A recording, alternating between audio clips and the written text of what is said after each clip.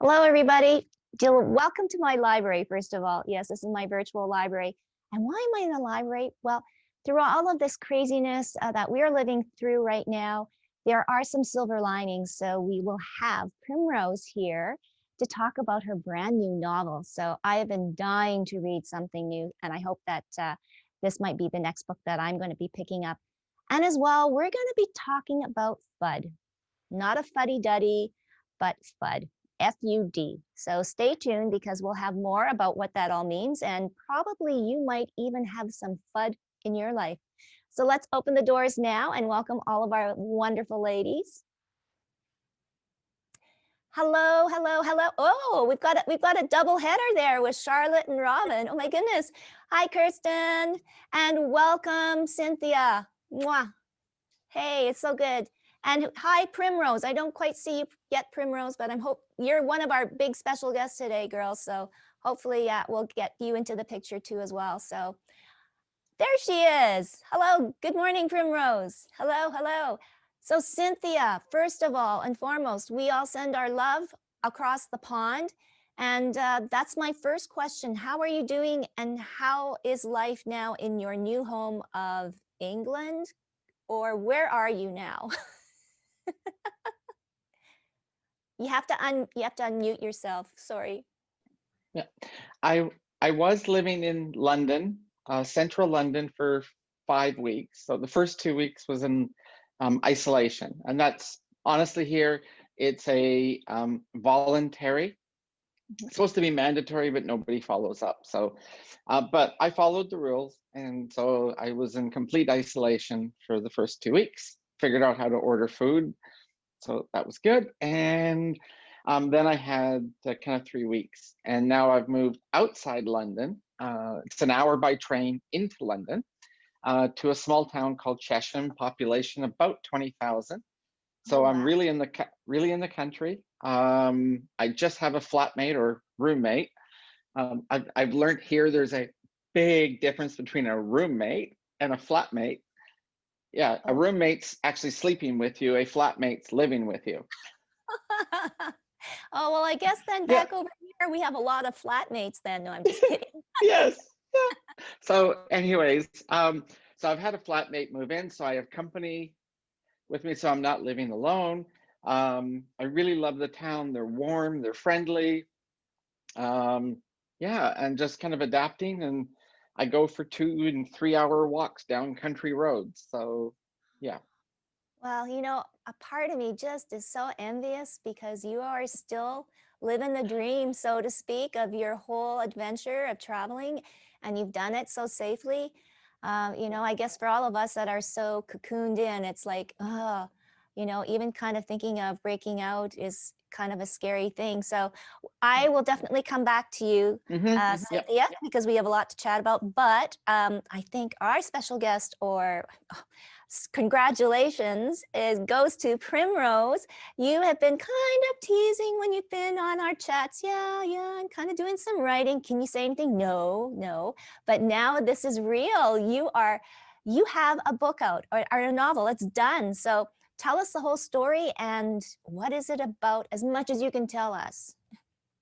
Well, I can't tell everything yet, and it isn't quite out yet, but I've signed the contracts, and I'm officially having my first novel published by Great Plains Publications in part of their fall lineup under their Yellow Dog imprint, which is for young adults. So I'm very, very excited about that. Okay, so what is the title of the book, and can please tell us a little bit about it? Yeah, I can tell a little bit. I Okay. don't 100% have the title yet. How I did have a title. I'm not sold on it yet. I have an idea. I have to run it by my publishers first. So we're not releasing the title until the book cover is completed. That way you get to see the pretty picture and the title. It'll just be fabulous. But I will say the story is about a 16-year-old, half Jewish, half Filipino girl. And she, I'll do one tease for you guys also. That she is involved in the food world. She likes to cook, as I do. And she learns that the idea of fusion, so when you do fusion cooking, that the idea of fusion isn't just about mashing two cultures together, and that true fusion is more than just two ethnicities on a plate. So that's my tagline. And I am going to have recipes in the book as well. Oh my God, this is incredible. So I want to ask, is this a little bit of an autobiography? Not quite an autobiography. I will say that I am Filipino. I am married to a Jewish man, and I've actually converted to Judaism. My children are both half Filipino, half Jewish. And one of the things is that it kind of tells a little bit of their story, not quite. And a lot of the ideas for the book, like you can imagine, like a lot of it is a metaphor, the whole idea of fusion and combining of cultures. So it's not just about food. The idea of having somebody that encompasses both worlds, and to be a child growing up in that world, explore that idea. Wow. What did COVID and this whole isolation and craziness have any kind of, I guess, input into the book or affect you in the way that you got to obviously time to write it? But yeah, so the whole process of writing something like this during this time must have been interesting. This year has been really interesting because I started off with a lot of momentum writing wise this year. But for those who don't know me, I'm a playwright by trade, and I have a very cushy job with the government that helps pay the bills. So I am quite busy, but the writing is what feeds my soul. And earlier this year, I had a play that was produced in Toronto. And I was also asked to be part of the New Works Festival at Prairie Theatre Exchange with a new play. That all fell through because of COVID, unfortunately. And it felt like all this momentum I had with writing had come just to a sudden crash. And I felt like really torn because I wanted to do more writing, but I felt like, is it going to go anywhere? I'm so stressed out because my kids are home and I still had to work full time.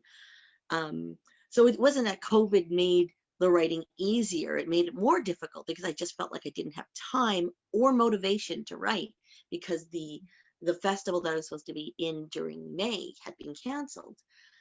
And all of a sudden in July, I got an idea, and I discussed it with my son, my oldest son, Jericho, and he was on board with the idea. And I thought, I'm going to start writing this. And a lot of people have asked me in the past couple of weeks since I made the announcement, like, how do you start writing? How do you start this creativity? And what it came down to is, like, you just have to do it. And what the approach that I took was that I wrote a page a day. Sometimes I'd write half an hour a day. Sometimes I would write I still think like a playwright. So I'd write a scene a day. So an action. And then it came to a point where it all started to flow. And I was writing for hours each day and writing entire chapters each day.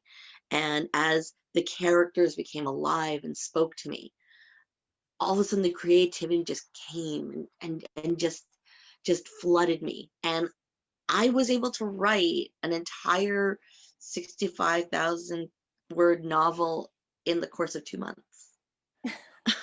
Wow. And probably, Robin, Kirsten, and Charlotte could attest to this. As you're talking too, you can feel the excitement. You can feel you're reliving that and how it must have affected you mentally too, correct? Am I not, Primrose? And certainly brought happiness and joy and lifted off that dark cloud probably that had been stopping you from writing for so long. Well, it was for years I didn't write because I had children. And they suck up all your time. And I started writing again in the past few years, but it's been slow going because of work and everything. And with this kind of stop I wasn't involved in Folklorama this year. I'm almost always involved with Folklorama. There weren't kids' activities. They started to ease off of work. and they realized that the expectations that they had, they couldn't return to, we couldn't return to what the productivity we had before. And so my brain kind of like lightened, but at the same time there was a void, and I needed to fill it with something. And I filled it with creativity and writing. And I felt, I'm sure that like this is like a typical thing that people say, that when you put out an energy into the universe, it comes back to you. And once I started writing and the book started working out, other things came.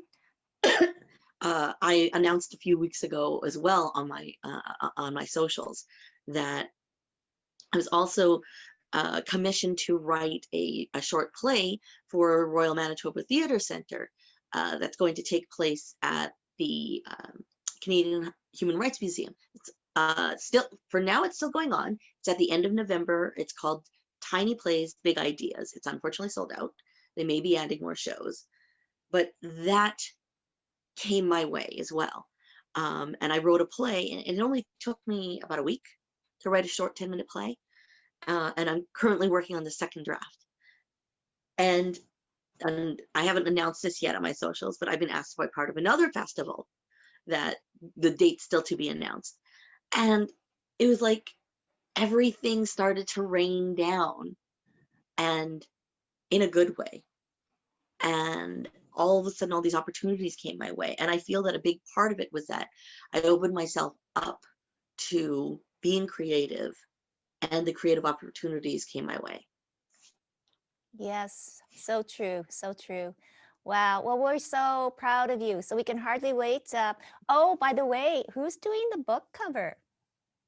Can you I tell don't that? know that. Oh, we don't know that. Don't know Oh, yet. so is that No. part of the publishing company? They handle that, or and do you have any input into what the book cover will look like? I have no idea. This is all very new to me, so I'm not exactly sure. And I don't even know the questions to ask at this point.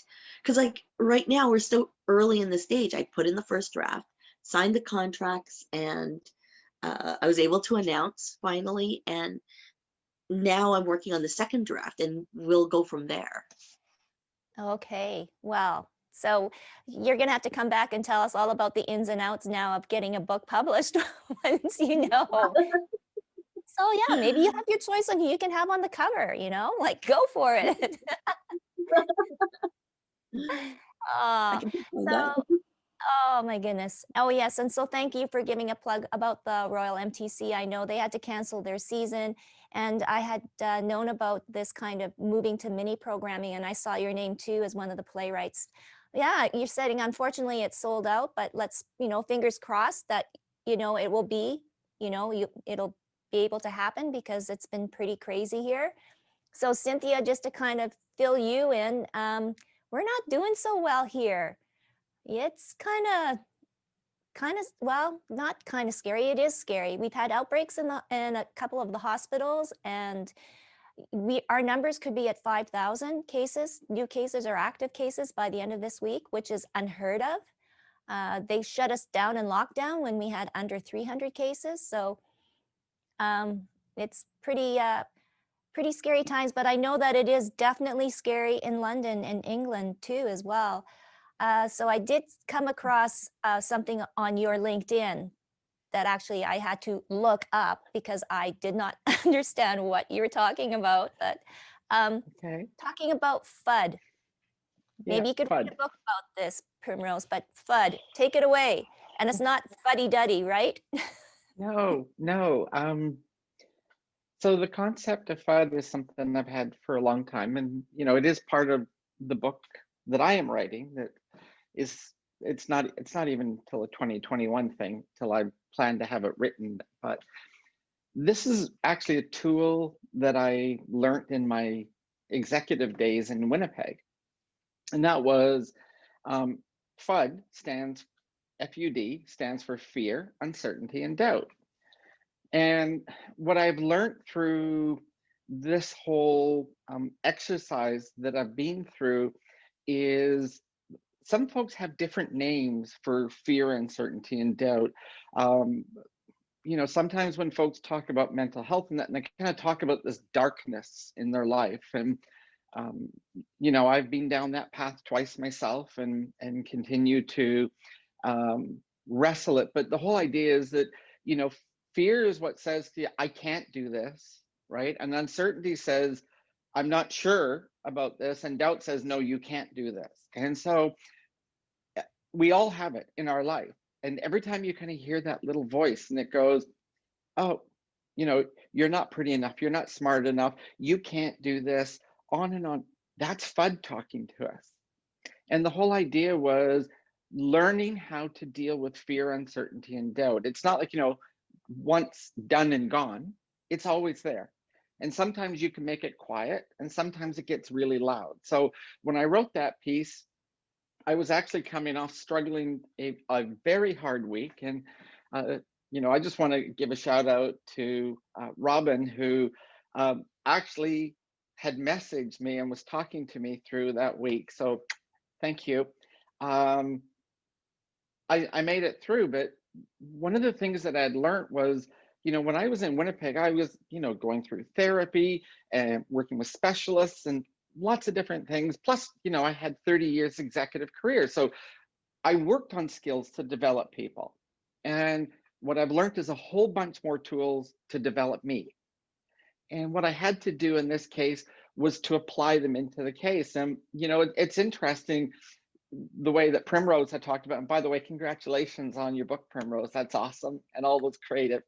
That's beautiful. But it was learning to turn it. And I'll give you one example. It was sitting back and questioning myself, saying, is this path that I'm on of sharing this message about acceptance without understanding, is this what I'm doing? Because it's not financially sustaining me. It's not going to, you know, why should I be doing this, the whole bit? And I actually went back and looked, and what it was is I was trying to write for the purpose of monetizing what I was doing. I wasn't writing for the purpose of sharing the message from my heart, the message that I believe I've been given at a spiritual level in order to take forward and share with everybody of how to live this philosophical life journey of acceptance without understanding. And so fear, uncertainty, and doubt was causing me to question all of that. And really all I had to do was to let it go, to go, yeah, I hear you, but I'm not going to listen to you. And to kind of work through it. And so this piece was written not from any other purpose, but simply I let the message flow through. And since that article, I think there's about 7 or 8 new articles that I've published. Every one of them, they're like a 4 or 5 minute read.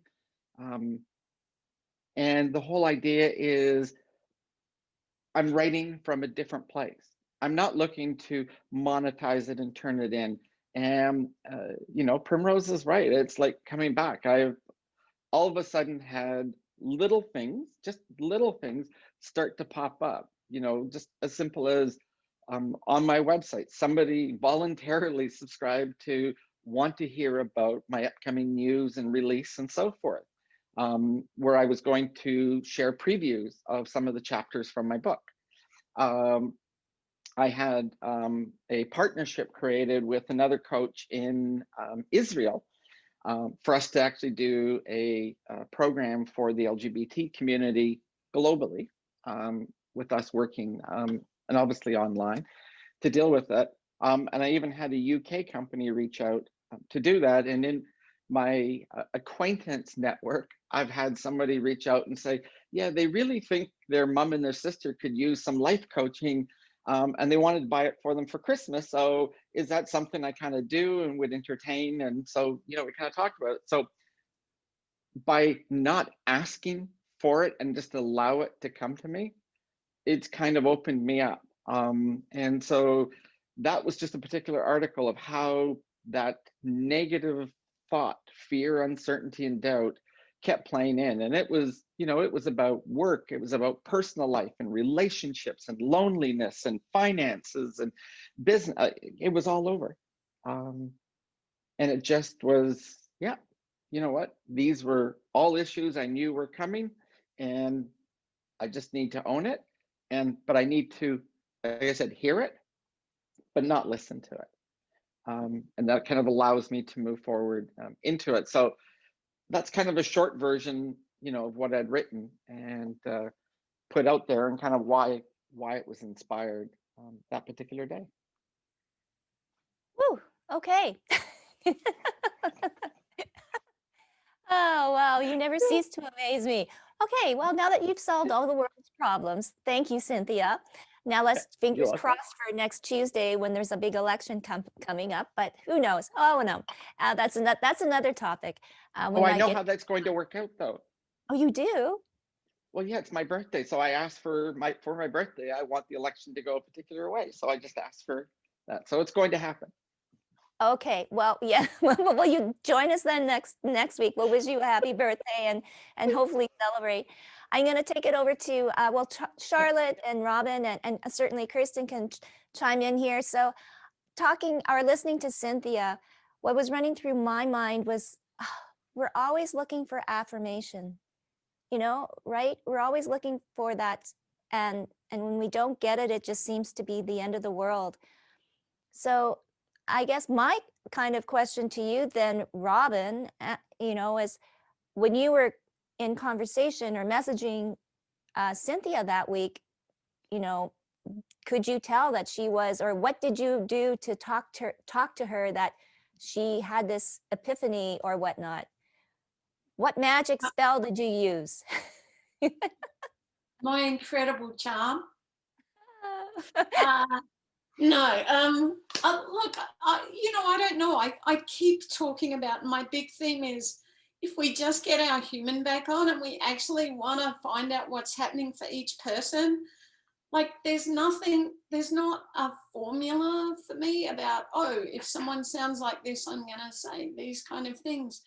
I think the big thing for me is what's happening for that person and wanting to find out how they feel about it, why they feel about it, and just have a chat.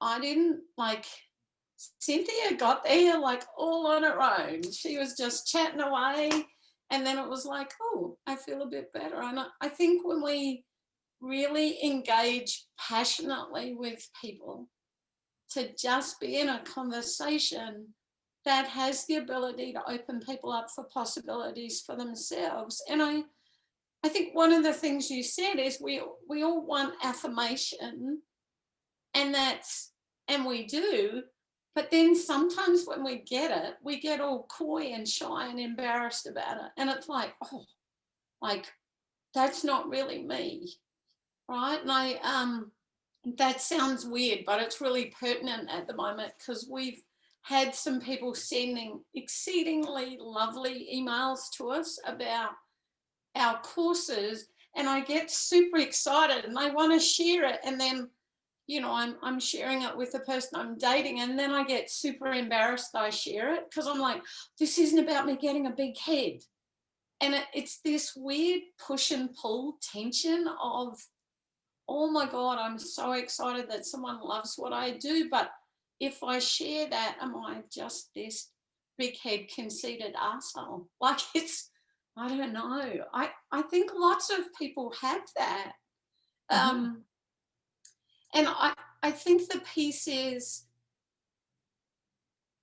like, sometimes we just have to work out how to take affirmation from ourselves. And I've been talking in classes I've been running lately about compassion and empathy for ourselves, but also like acknowledging the cool stuff that we do for ourselves too. Like we don't often go, wow, I did that super well. So I think it's that place that external affirmation is great and it supports us. And I think we have to start looking at how do we also do that for ourselves? Because sometimes we're going to be in places where we're not going to get that external stuff. You know, I'm supporting someone at the moment who was on the phone to me for hours the other day, like seriously, what they were going to do to no longer be on the planet. And we're in this conversation every day at the moment about what are they going to do for themselves because they were relying on other people to have them feel super happy. And I think even if we can find one thing in a day that says, yeah, that's an internal feeling, we have a shot at it. I just gibbered, sorry. I don't know if I answered your question. I have no idea. Well, you Cynthia, know what? what did I do? I don't know. No. You know what? You end up answering it sort of, but I just like, get caught up in what you're talking about. So, hey, it's like water coming off of me, right? No. Charlotte, do you want to add anything?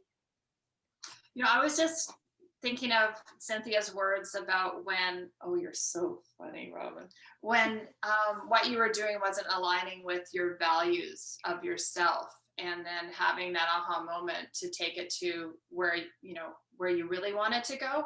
And that's one thing that Robin and I are constantly doing, bringing it back to our own personal values and our company's values. And is it aligning with what we believe to be? And is it passing that test of, does it support the brand, like the Robin Priest Live Your Truth, but it also doesn't support our vision and what it means to us. So your shift when you were talking, Cynthia, from when you went from I was only doing it for monetary gain to this is where my passion, and that's when stuff started to happen for you. And you see that happen so often, and super proud of you realizing that and recognizing it and then shifting. So that's where my head went on that one. You want to add to it, Robin? Great conversation, Charlotte. Thank you, Robin. Well done. Well, I mean, probably not unlike what Primrose was talking about with her experience too. And I'm sure, Primrose, you can obviously, yeah, we had talked about it, but I was just going to ask you, when you're like kind of in that whole creative environment and everything is coming into you and the words and everything are falling onto the page, do you have conversations with your characters, or I guess would be conversations with yourself or with, and because I don't know, I've always thought or dreamed of being able to write a book, but certainly it is a process. So do you have conversations? Absolutely. They become real people, and it kind of drives my family crazy because I'll be literally talking out loud, and they're like, I'm in the bedroom, and they're in the living room or in the basement or whatever, and they're asking, who are you talking to? And I'm like, myself in my head, like I'm talking to them. And I'd find myself like I'd be angry when terrible things would happen, or when something sad would happen. I'd be in the bedroom just bawling my eyes out. And the family would come and put their arms around me, and they're like, what happened? And I'll be like, this happened to so-and-so. And they're like, who? I'm like, they're in the book. I think maybe part of it's from my theater and acting background, that when you're an actor, you become the character. As a playwright, I become all the characters. And what was interesting about this book, and even the 2 plays that I've written recently, I don't always have an ending in mind. I don't always know where the story goes. I write my outline, I have my ideas. And then when I start coming up with the ideas, start writing the words, I get into the characters and they tell me what happened to them and what they're going to do. And I write it down, and I'm discovering their story and then putting it together as a full comprehensive story and this full world. And it's a really crazy place to be, because I'm actually like in 3 different areas right now in my head. But it's fun. It's just really fun. And this, I've never written this much at the same time before. And it's almost kind of, it can be a little confusing sometimes, because sometimes they blend. I don't mind that, because we all live different lives. I'm a different person when I'm at work. I'm a different person when I'm with my friends. This is the same. Yeah, so it must be confusing. Yeah, go ahead.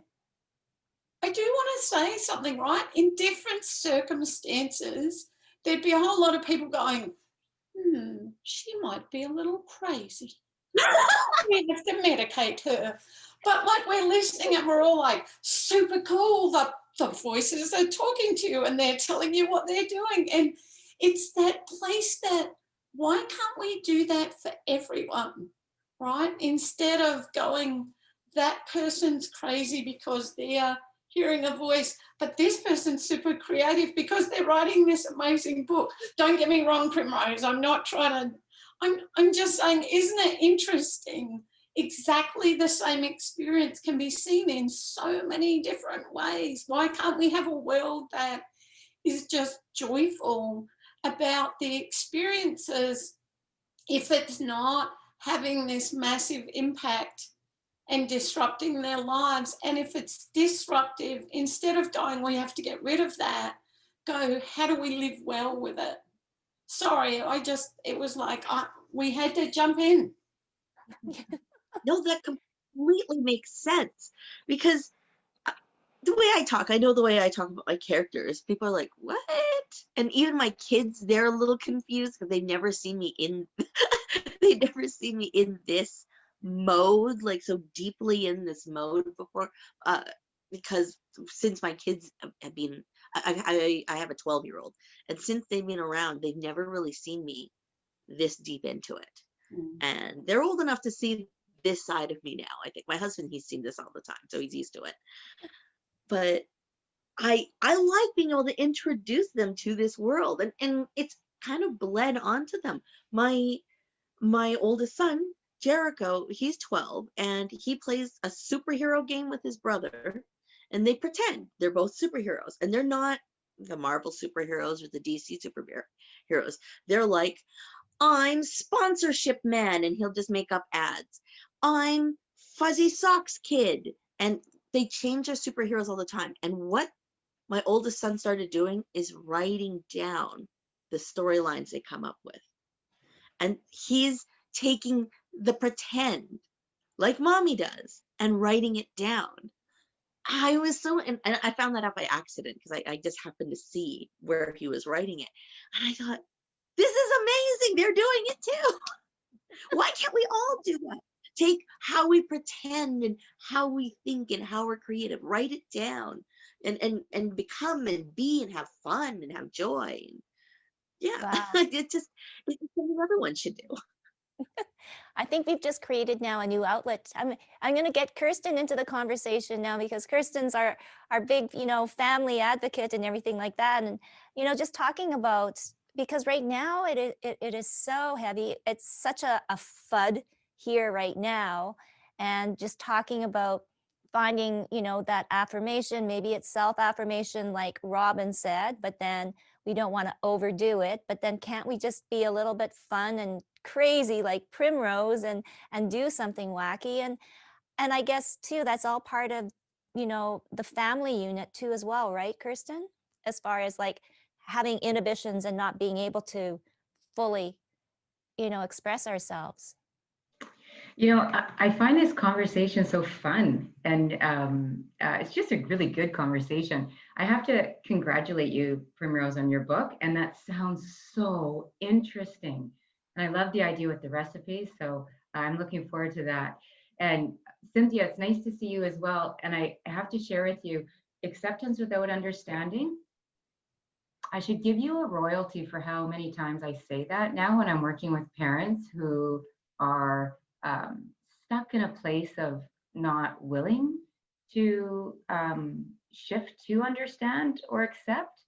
So I use that often, and I've kind of incorporated that into even an advocate workshop when you're advocating on behalf of your young adult or your child with family members, and family members, depending on their background, their age, I don't mean to sound, but sometimes older folks don't quite understand mental health behaviors, diagnoses, illnesses.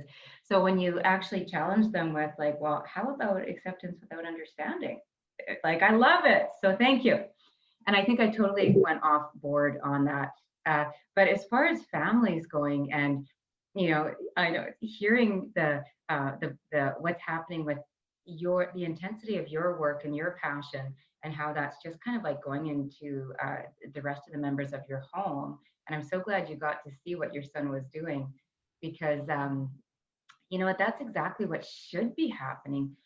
What's happening, you know, what's happening with us and our passion, our excitement should be contagious in the most positive way in our homes. And you know, that thinking about that, that goes both ways. And Charlotte and I, when we work with families, we talk about this all the time.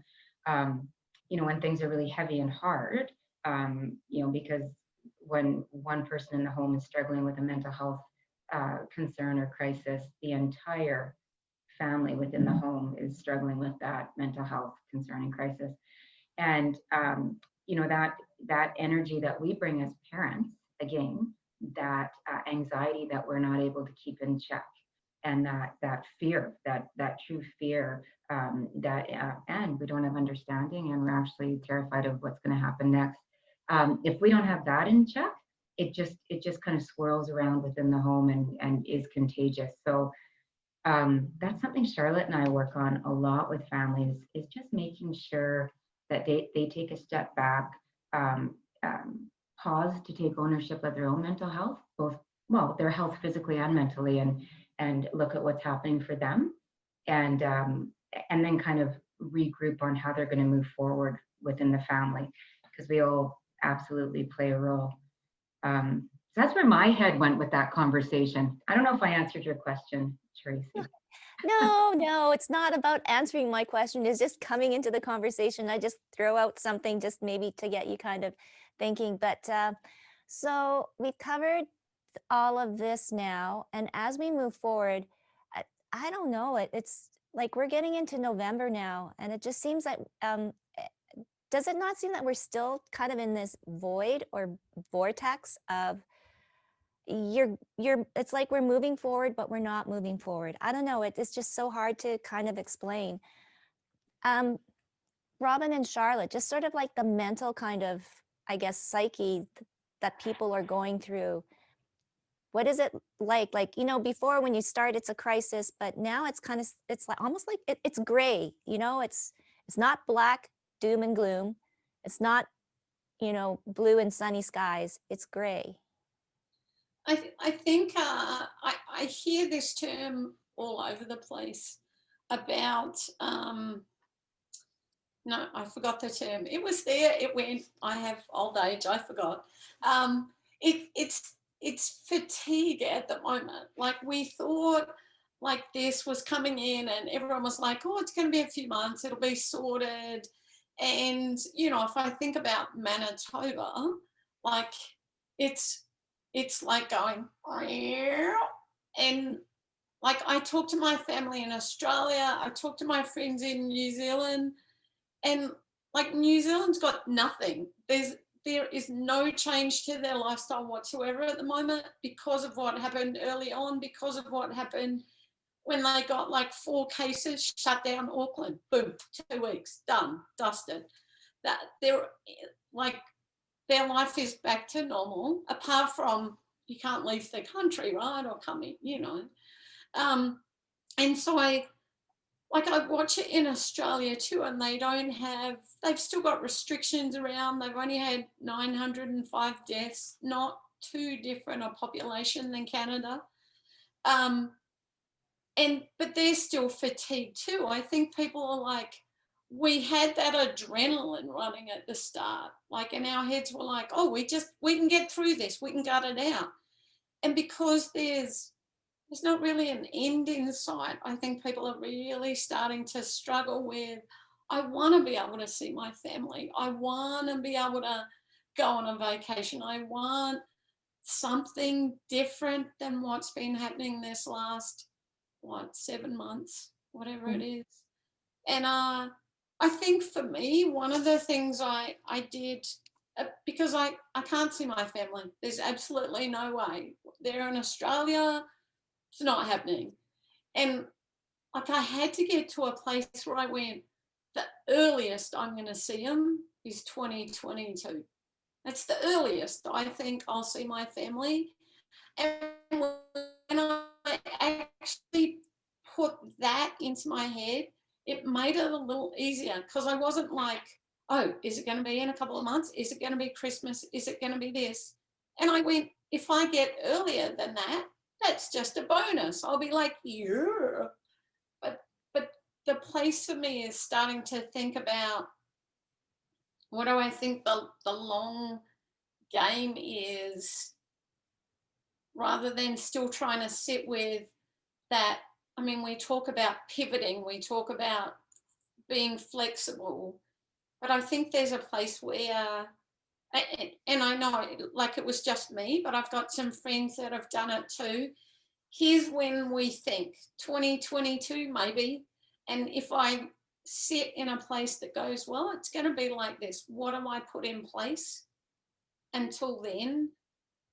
I don't feel like I have the same fatigue that I have when I'm in that limbo, if that makes sense. But people have to work out what it is for them. So some people are very good at being in the moment and just in the moment.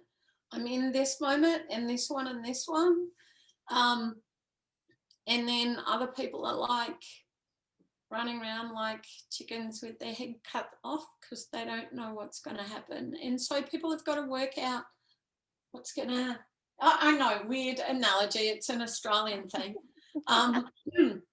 But it's that I think we've got to support each other in however that other person can be in a conversation. Like chatting with Cynthia was just, I'm with Cynthia right now and I'm going to chat about what's important to her. And I think it's that piece. Yeah, I don't know. You got anything to add? Come on.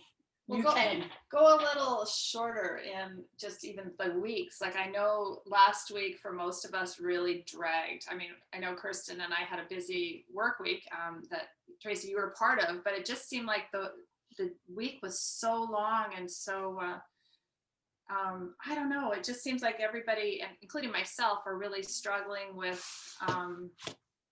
weeks are hard, like days are hard. We're not, I think back on Susie had a post where she was all dolled up and her kids were asking, where are you going? And she says, the kitchen. I mean, we don't have much to look forward to. So we're making humor and, dress up just to, go to the kitchen or whatever. I know this morning I said to Rob and Shelby, I said, I think I'm going to start wearing my fun earrings to each, Zoom course that we're offering just to spice things up. So we're having to get creative and find humor in that too, because the weeks are in it. And as the sunlight gets shorter, our days get darker, we have to keep our own mental health in check and looking at what that looks like for us individually, and then how to support our family and friends as well. Your dog's snoring. Oh my God, snoring in the background. I can pick her up and show her. Okay, so oh my goodness. So next week I want to do an election party. So, yeah, we can't say what's going to happen, but unfortunately, well, my dad is staying with us right now because he's convalescing after surgery. So he's constantly got CNN on, and oh my God, that is not good to watch. No. But anyways, I'm very excited. So for sure, Charlotte and Cynthia, you have to be on. Well, Robin, just as for sheer entertainment. And Juliet, our Primrose has been so good. Yeah. Well, given I'm sheer entertainment, I do want to give a big plug to New Zealand. I don't know if anyone saw their election, but Jacinta whipped everyone's butt. They had the highest majority in 50 years. Everyone went, she did this. She kept this country alive in so many things. Oh, I got goosebumps. So, we invite her. Could she come on our Zoom chat? Yeah. Let's just only hope another country has a good time next week, because I'm super glad I moved to Canada. That's all I can say. And you were living in Texas, of any state. Oh my God, no. Yeah. Also, Primrose, maybe you'll get some more ideas for another book, right, when all of this happens. But I want to send, like, when the book comes out, I would love to do a reading and a full discussion, because now we can have full disclosure of everything in the book. And And especially we want to see who's on the cover of your book as well, because that would make it all so great. But oh, I'm so happy for you. I mean, this is so kind of cool, like within our group that, you know, good things happen and you stay safe, Miss Cynthia, and we love you. And thank you for all that you do and give us, and, you know, embrace us too as well. And thanks so much, Kirsten and Charlotte, as always. Great, great. Okay, so next week, bring your flags. Canada, US, I don't know. It's going to be an interesting week next week. I can relate, Tracy. My parents love CNN and they live half time in the States. So yeah, I get where you're coming from. Hang in there. I know, it's like, oh. Yeah. And All just right. make it a bigger swirl, add a little fox in there just to change it a little. You know, and ladies, we all have to have our hair coiffed and wear, like, you know, sexy, like, you know, dresses and everything like that, and high heels. Okay? Really? Me too. Yes. No, Yes. put a tux on you. That's why I'm wearing my favorite sweater today. I wanted to dress I up know. nice. That's beautiful. I love the color. Great color. Well, thank you so much, everybody. You know what? Have a great day. Enjoy the grayness, but there will be sunshine coming out soon. Okay. Thank you so much. Thank you, Tracy. Okay. Thank you. Take care. Have a great week. Yep. Bye-bye. Cheers.